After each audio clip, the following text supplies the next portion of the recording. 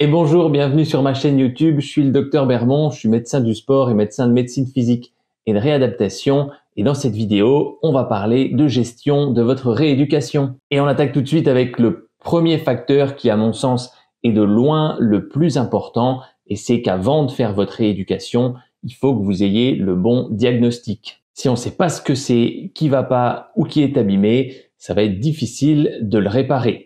Donc faites en sorte d'avoir un diagnostic le plus précis possible. Douleur au poignet ou douleur au dos, c'est pas un diagnostic. Vous avez une entorse, d'accord. Est-ce que c'est une entorse bénigne ou est-ce qu'il y a une rupture? Vous avez une tendinite, ok. Est-ce qu'elle est en phase inflammatoire ou pas? Ça a l'air bête dit comme ça, mais en pratique, ça change énormément de choses en termes de traitement derrière, et c'est pas forcément des éléments que le kiné va réussir à déterminer juste avec ses mains. Avoir un diagnostic, ça veut pas dire faire plein d'examens qui servent pas forcément à grand chose, mais ça veut dire aller voir un médecin qui aura les bonnes connaissances et les bons outils pour vous dire il y a tel truc qui marche pas bien et il faut faire ça. Ça veut aussi dire aller voir un médecin qui va bien vous examiner parce que, à part dans de très très rares cas, l'examen clinique, ça reste la base. Avoir un diagnostic, ça veut pas non plus dire s'attarder sur des examens d'imagerie qui sont pas toujours pertinents. Avoir une petite calcification par ici, une petite discopathie par là, c'est bien, mais si c'est pas ça qui vous fait mal,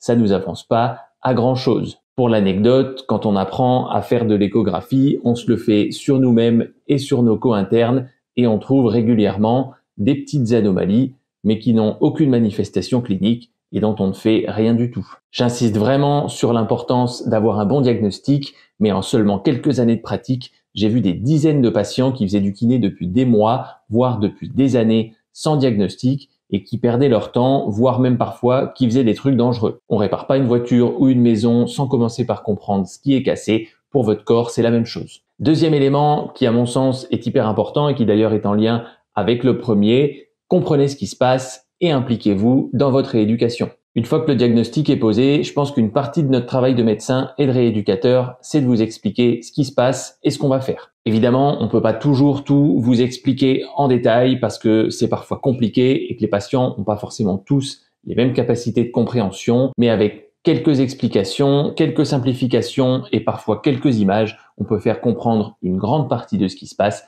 à la grande majorité des gens. Petite parenthèse tout de même, on peut pas toujours tout expliquer. La médecine, c'est pas une science exacte et parfois on sait pas exactement ce qui se passe. Mais globalement, même s'il nous reste quelques mystères à explorer, le plus souvent, vous devriez sortir de la consultation en ayant une idée grossière de ce qui se passe. Et ça, c'est hyper important parce que derrière, ça va vous permettre de vous impliquer dans votre rééducation, ce qui, à mon avis, est indispensable à sa réussite. Donc, posez des questions, renseignez-vous, impliquez-vous, même si vous faites du kiné une ou deux fois par semaine, il y a probablement des trucs que vous pouvez faire plus régulièrement en autonomie à la maison, d'où l'idée de cette chaîne YouTube. Le troisième facteur, à mon sens, d'une bonne rééducation, c'est de ne pas compliquer les choses pour rien. Dans les pathologies musculo-squelettiques, 90% de votre rééducation, ça devrait être du renforcement et du travail de mobilité. On peut faire un petit peu de proprioception, du travail de correction du geste sportif et parfois un petit peu de traitement spécifique de la douleur. Mais dans la grande majorité des cas, le problème de base, c'est un manque de force ou de mobilité. Et c'est ça qu'on doit corriger pour que vous puissiez ensuite reprendre votre sport ou votre geste de la vie quotidienne. On a quelques techniques passives comme les ondes de choc focales ou les tractions vertébrales qui ont montré leur efficacité en parallèle d'un travail actif. Mais si vos séances de kinésithérapie, qui au passage veut dire traitement par le mouvement, se résume à s'allonger sous une lampe chauffante géante, puis à s'allonger sur une table de massage, posez-vous des questions. Même chose pour les machines. Certaines sont très utiles et apporteront vraiment un bénéfice à votre rééducation, mais si vous avez le choix entre un mouvement simple, exécuté sous l'œil expérimenté de votre kiné, et la machine dernier cri sur laquelle on va vous laisser tout seul faire n'importe quoi, prenez le premier. Quatrième élément, et ça vous verrez, je le dis tout le temps dans mes vidéos de rééducation, utilisez une charge adaptée. On a dit qu'une grande partie de votre rééducation, ça allait être du renforcement. Qu'est-ce que ça veut dire? Renforcer un muscle, c'est augmenter ses capacités à produire de la force. Pour ça, il faut lui faire comprendre qu'il est trop faible et le meilleur moyen, c'est de le soumettre à une contrainte qui est juste à la limite de ses capacités. Si vous faites 10 répétitions avec un poids tellement léger que vous auriez pu en faire 20, votre muscle va se dire qu'il est assez fort et votre corps, qui est très avare en énergie, ne va pas faire grossir vos muscles si on ne lui donne pas une bonne raison. À l'inverse, si vous prenez le même poids qu'avant mais que vous faites 19 ou 20 répétitions en allant vraiment au bout de vos capacités musculaires, il va se dire « il faut que je me renforce pour que la prochaine fois que ce stimulus arrive, je puisse le gérer plus facilement ». Quand on dit une charge adaptée, ça veut aussi dire une charge qui vous permet de faire un mouvement correct. Soulever lourd mais soulever n'importe comment, ça sert à rien et en plus, ça peut éventuellement être dangereux. Ensuite, pour ce qui est du nombre de séries et du nombre de répétitions, c'est assez secondaire.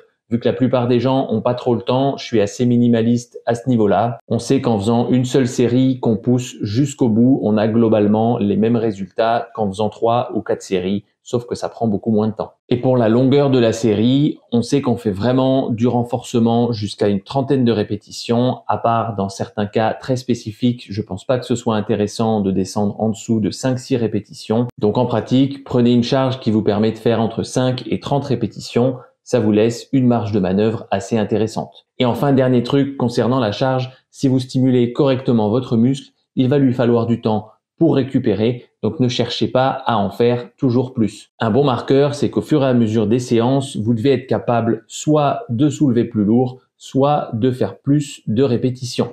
S'il n'y a pas une certaine progression en termes de force, c'est que vous ne stimulez pas le muscle correctement ou alors que vous ne lui laissez pas suffisamment de temps entre les séances pour récupérer. Et le dernier facteur pour une rééducation bien menée, celui-là il va pas vous plaire et quand je dois rééduquer tout seul mes petits bobos, il me plaît pas non plus, mais il faut être patient. Gagner en force et en mobilité, ça va pas se faire d'une semaine à l'autre et je sais qu'on a tous envie d'une solution instantanée, facile et si possible gratuite, mais c'est pas comme ça que fonctionne le corps humain. Quand on parle de renforcement, pour avoir une réponse significative du muscle, je dis à mes patients qu'on part sur au moins 6 semaines. Ça veut pas dire que pendant les 6 semaines, vous allez garder exactement la même douleur, mais ça veut dire que toute évidence, si vous avez très mal aujourd'hui, vous aurez encore mal la semaine prochaine. Même chose pour les gains de souplesse et de mobilité, même si on a des techniques de contracter, relâcher et de lever de tension qui vont donner des résultats plus ou moins immédiats, pour vraiment vous assouplir, il va falloir bosser sur plusieurs semaines. Une chose que je fais souvent avec mes patients, c'est de mettre en perspective la durée de la douleur et la durée de la rééducation.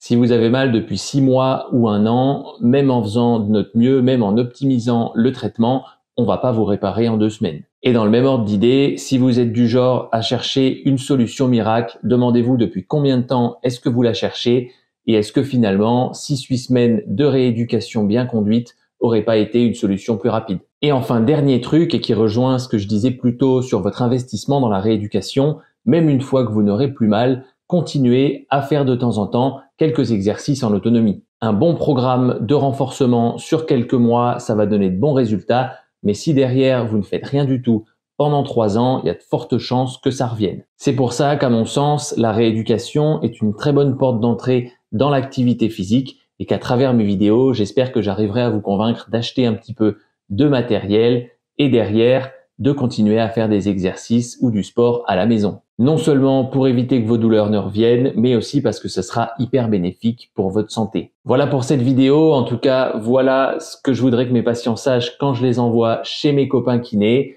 J'espère que ça vous sera utile. Si vous avez des questions, je vous laisse les poser dans les commentaires et je vous dis à bientôt.